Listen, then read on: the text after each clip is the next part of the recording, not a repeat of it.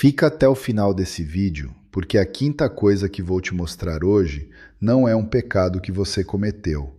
É algo que você faz dentro da missa, com toda boa intenção, achando que está rezando melhor.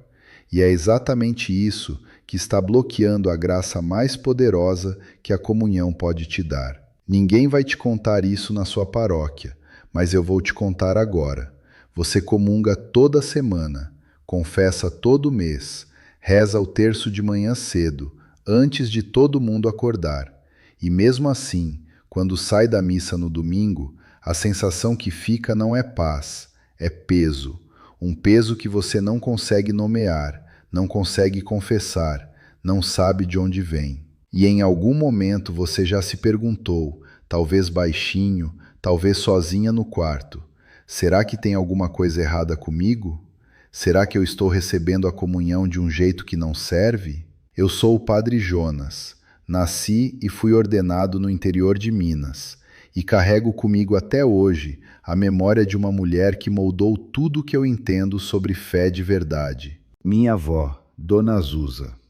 Ela ia à missa na igrejinha de Santana, de chuva, de sol, de frio, não faltava. Mas tem um dia que ficou guardado em mim para sempre. Eu tinha uns 12 anos e fui com ela à missa de primeira sexta-feira. Antes de ir à comunhão, ela segurou minha mão e disse, bem baixinho: Jonas, me acompanha que hoje eu tô com o coração pesado. Eu não entendi na época, achei que ela estava doente. Só depois que me tornei padre é que fui entender o que ela queria dizer. Que existe uma diferença enorme entre comungar de joelhos e comungar de coração aberto.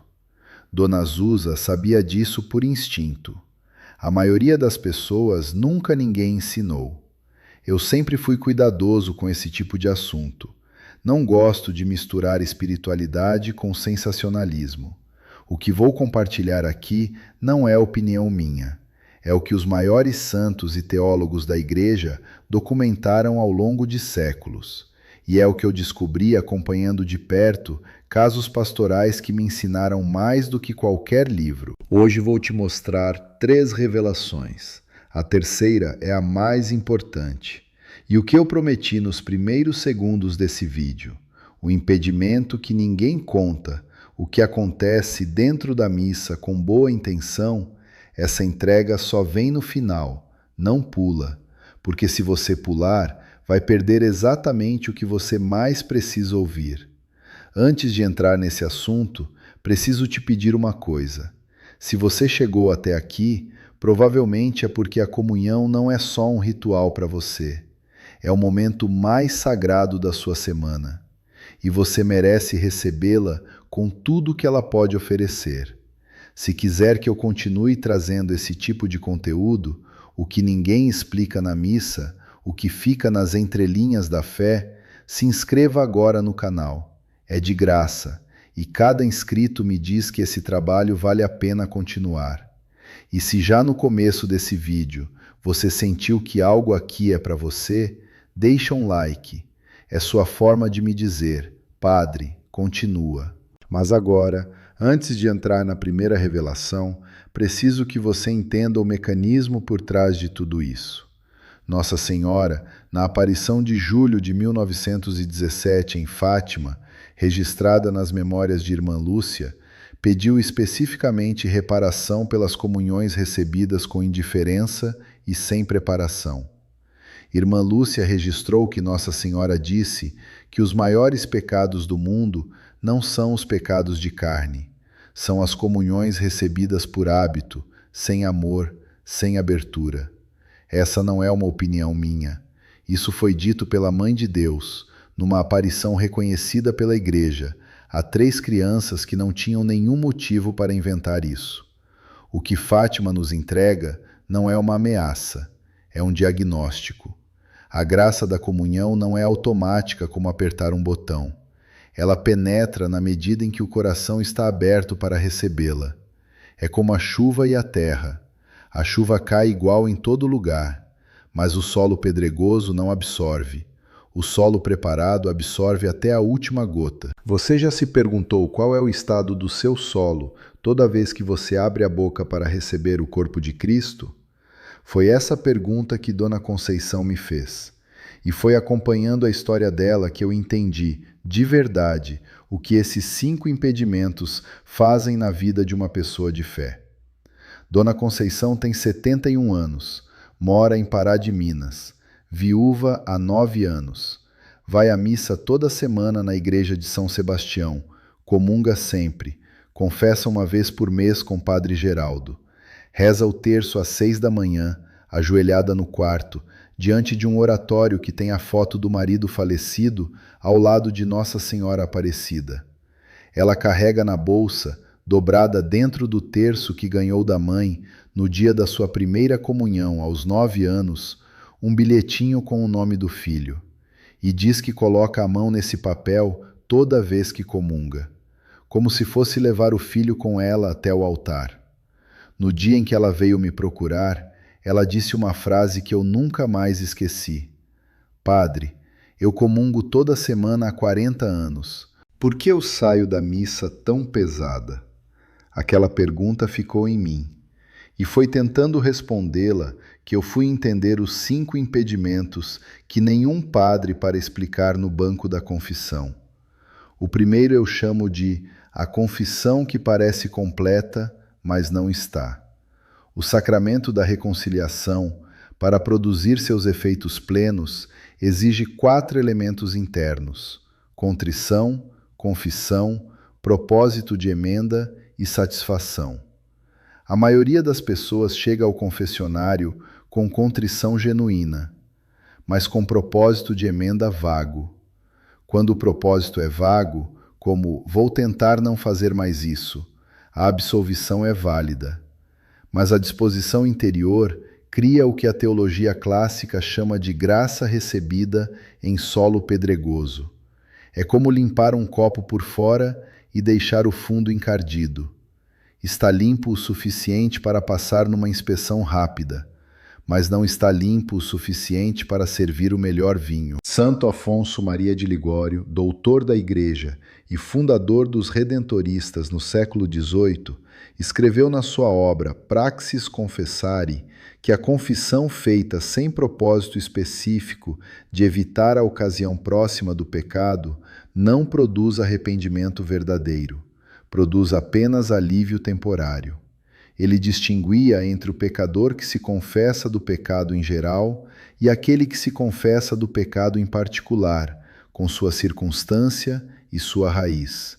E ensinava que somente o segundo está verdadeiramente disposto a receber a graça sacramental em plenitude. Pensa numa pessoa que se confessa mensalmente de falta de paciência com os filhos há 15 anos. O padre absolve, ela sai aliviada, mas ela nunca identifica em qual momento específico da semana perde a paciência, com qual filho, diante de qual situação. O pecado se repete porque o propósito de emenda nunca foi concreto o suficiente para gerar mudança. Antes da sua próxima confissão, escreva num papel, não mentalmente, num papel, o nome de um único pecado que você repete com frequência.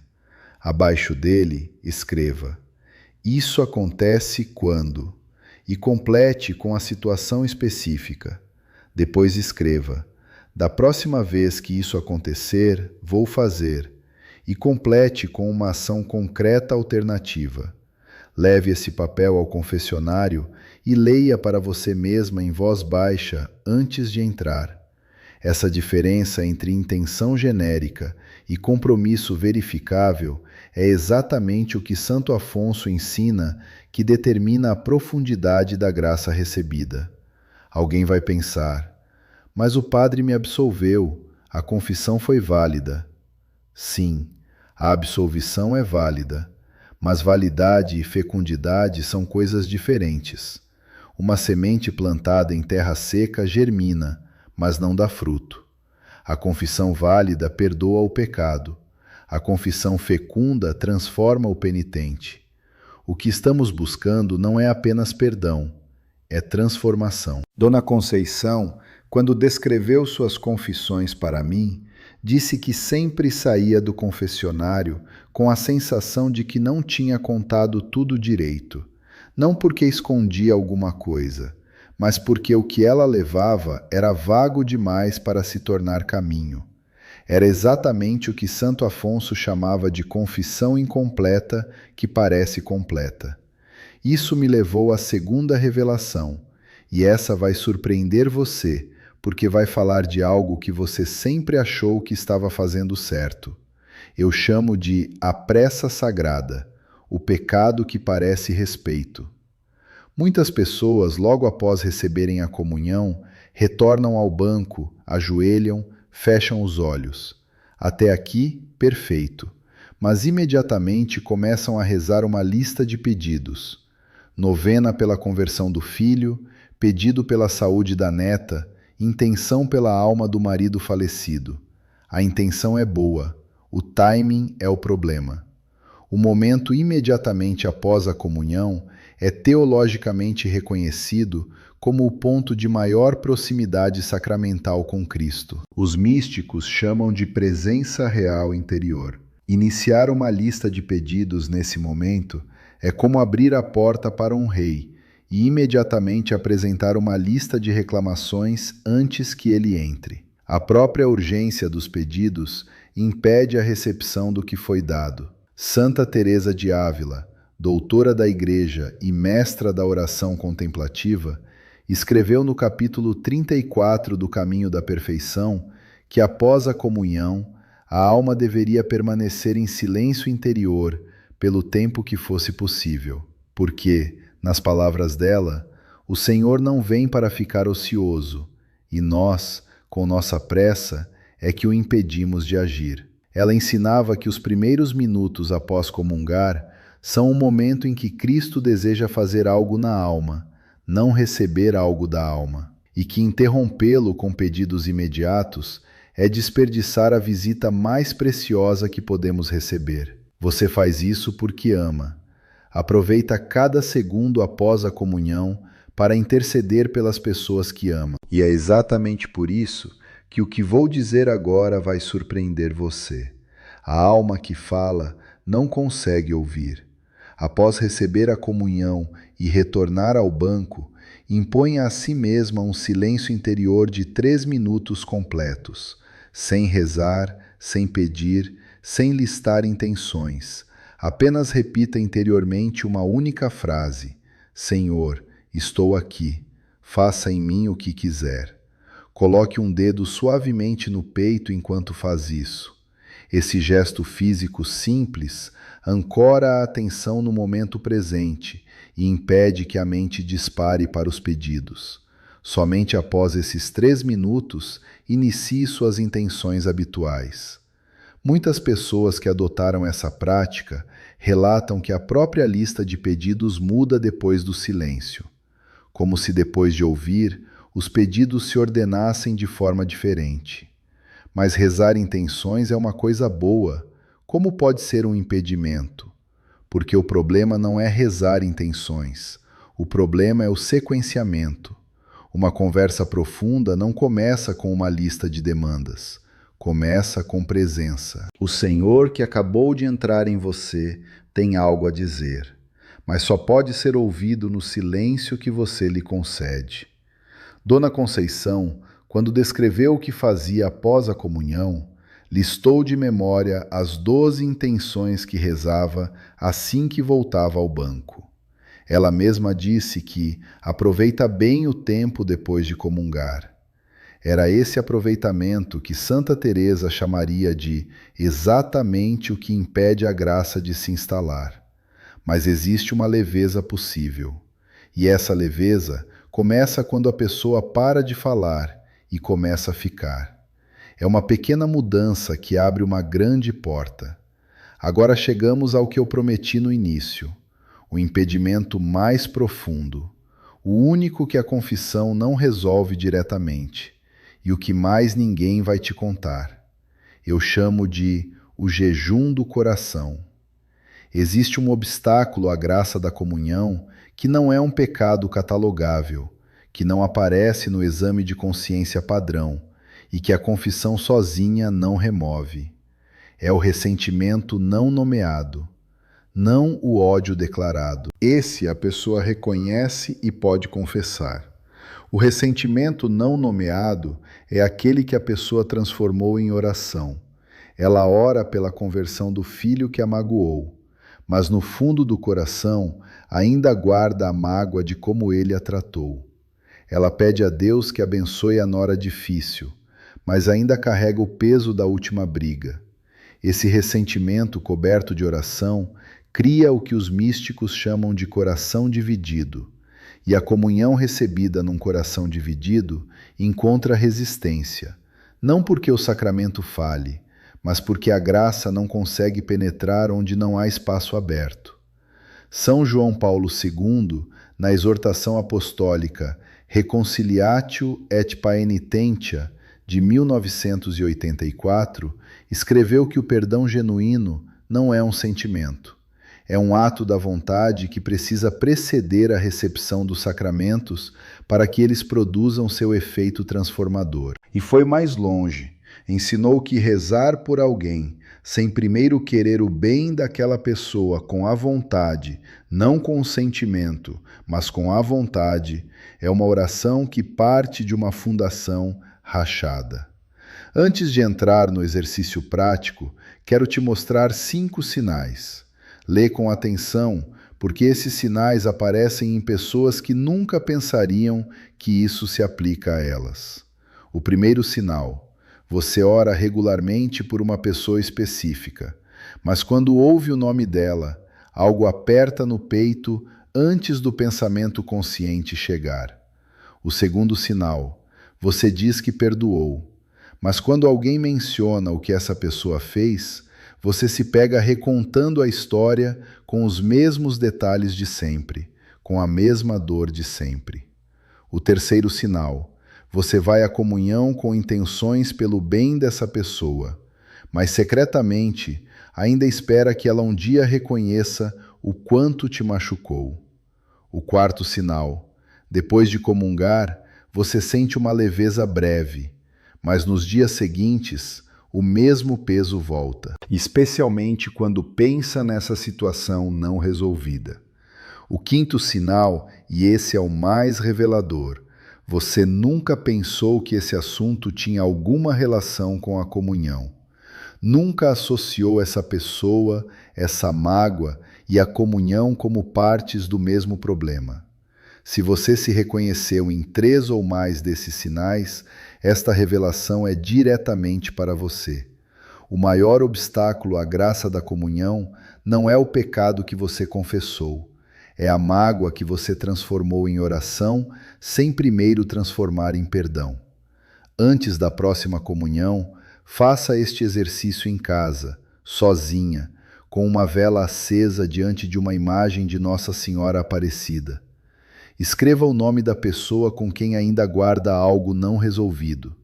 Abaixo do nome, escreva esta frase: eu não quero mais guardar isso. Com a minha vontade, mesmo sem sentir, eu te liberto e me liberto. Não precisa sentir perdão, não precisa sentir amor, precisa apenas querer liberar com a vontade. Depois queime o papel, não como magia, como gesto simbólico de que aquilo saiu de você. E então vá à missa e comunga. A diferença que muitas pessoas relatam não é uma emoção nova, é a ausência de um peso que elas nem sabiam que estavam carregando. Mas eu já perdoei, eu rezo por essa pessoa toda semana. O perdão declarado e o perdão da vontade às vezes caminham em velocidades diferentes. A Igreja não exige que você sinta amor por quem te machucou. Exige que você queira o bem dessa pessoa com a vontade, independente do sentimento. Se ainda há aperto no peito quando o nome é dito, a vontade ainda tem trabalho a fazer. E esse trabalho é o que abre a porta para a graça plena. Agora deixa eu te dar as 5 instruções práticas. concretas, para você sair daqui e aplicar já na próxima missa. Primeira instrução: antes da sua próxima confissão, escreva num papel o nome de um único pecado que você repete com frequência, a situação específica em que ele aparece e a ação concreta que vai substituí-lo. Leia isso em voz baixa antes de entrar no confessionário.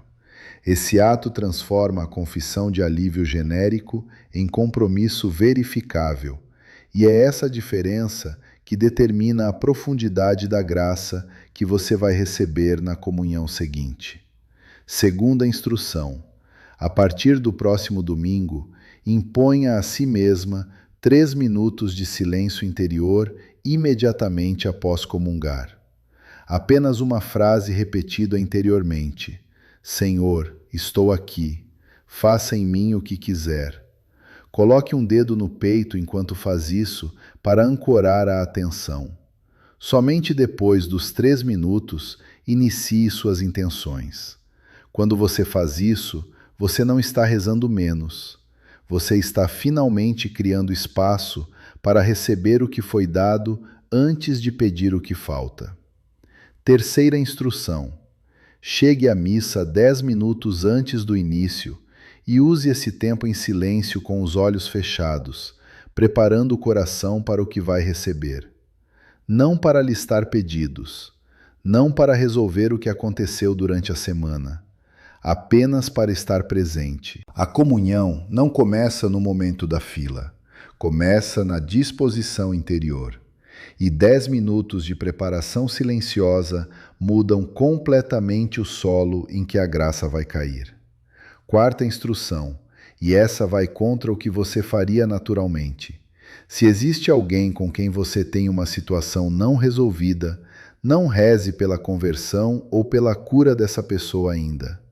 Antes disso, faça o exercício do papel. Escreva o nome, declare a liberação com a vontade. Queime o papel com uma vela acesa diante de Nossa Senhora. Somente depois desse ato, comece a rezar pelos pedidos relativos a essa pessoa. Isso não é superstição, é sequenciamento. A oração que nasce de um coração liberado tem uma potência completamente diferente da oração que nasce de um coração ainda preso. Quinta instrução, a mais difícil e a mais transformadora. Na próxima vez que você for à comunhão, antes de fechar os olhos ao retornar ao banco, olhe para a hóstia consagrada no altar por um único segundo e diga interiormente, sem palavras ensaiadas: eu te recebo, não porque mereço, mas porque preciso. Essa disposição de humildade ativa é o que São João Paulo II descrevia como fundação verdadeira da recepção sacramental. Quando você abandona a ilusão de que merece porque fez tudo certo, você para de receber com as mãos cheias e começa a receber com as mãos abertas. E é para as mãos abertas que a graça plena desce. 3 semanas depois de fazer o exercício da Revelação 3, Dona Conceição ligou para o filho, sem planejamento, sem ensaiar o que ia dizer. Ele atendeu. Ficaram 40 minutos no telefone. Ela não sabe explicar o que mudou. Só disse: Padre, parece que eu tirei uma pedra do caminho que eu mesma tinha colocado. O bilhetinho com o nome do filho ainda está na bolsa dela, dobrado dentro do terço da primeira comunhão. Mas agora, quando ela coloca a mão naquele papel antes de ir ao altar, o gesto tem um peso diferente. Não é mais o peso de quem carrega, é o leveza de quem entregou. 40 anos de fé não foram em vão. Estavam esperando o momento certo para dar fruto. A semente estava boa, o solo precisava de preparo. Você não está começando de zero, você está desbloqueando o que já existe. Se você chegou até aqui, a história de Dona Conceição e o papel que ela carregava no terço já dizem mais do que qualquer palavra minha. Isso que conversamos hoje não foi teoria, foi o caminho que muita gente estava esperando sem saber pedir. Se você quer continuar nessa jornada, porque o que falta na vida de fé raramente é fé, é informação, se inscreva no canal agora. Toda semana tem uma mensagem assim esperando por você. E se esse vídeo tocou algo que você vai levar para a próxima comunhão, compartilha com alguém que também merece saber. Às vezes, o maior gesto de caridade é passar adiante o que nos libertou. E agora, antes de encerrar, eu quero rezar com você. Nossa Senhora Aparecida, Mãe dos pobres e dos simples, daquela que foi retirada do rio sem nada e mesmo assim carregou o Cristo no coração. Olha hoje para cada pessoa que está aqui comigo, que chegou até o final desse vídeo carregando um peso que às vezes nem sabe nomear. Olha para quem comunga toda semana e sai da missa ainda pesada. Para quem confessa e sente que não contou tudo direito. Para quem reza pelos filhos afastados e ainda guarda no fundo uma mágoa que virou oração sem ainda ter virado perdão. Mãe, toca hoje na vontade dessas pessoas. Não pedimos o sentimento que ainda não veio. Pedimos apenas a vontade de liberar, a vontade de abrir o coração um centímetro a mais antes de ir ao altar. Pedimos que as graças que estavam represadas, não porque Deus recusou, mas porque nós não estávamos prontas para receber, possam agora começar a fluir. Agradecemos de antemão, porque a mãe que recolheu pedaços de barro do rio e fez algo sagrado com eles, pode muito bem fazer o mesmo com os pedaços de coração que nós trazemos hoje. Em nome do Pai, do Filho e do Espírito Santo. Amém. Que Deus te abençoe, que Nossa Senhora te cubra com o manto dela e que você durma essa noite um pouco mais leve do que estava antes de começar esse vídeo.